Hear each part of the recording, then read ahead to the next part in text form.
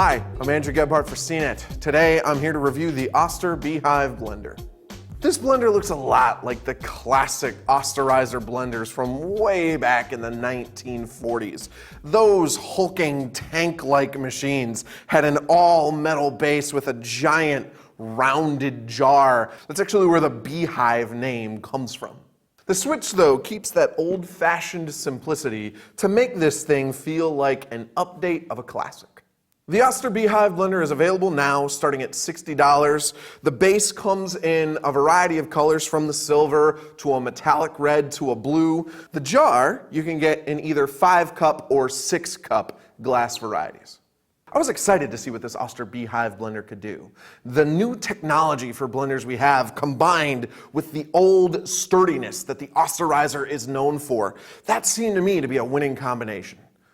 Unfortunately, a lot of the design changes really hurt its performance. For one, it's missing a lot of the unique presets and speeds that modern blenders have. I can forgive it for that. Simplicity has its place.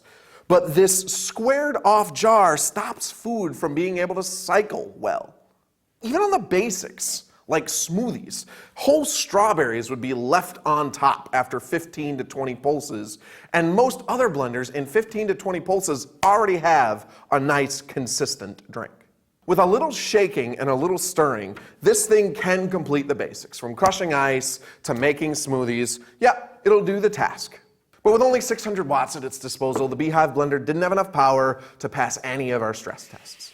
All in all, this is a functional machine, so if you get it as a wedding gift, I don't recommend fleeing in panic.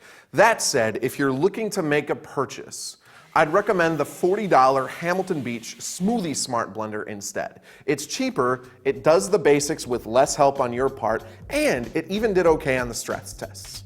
For $20 more, I said this thing is functional, but that's really about it. So if you're the one making the purchase, I would strongly consider other options. For CNET, I'm Andrew Gebhardt.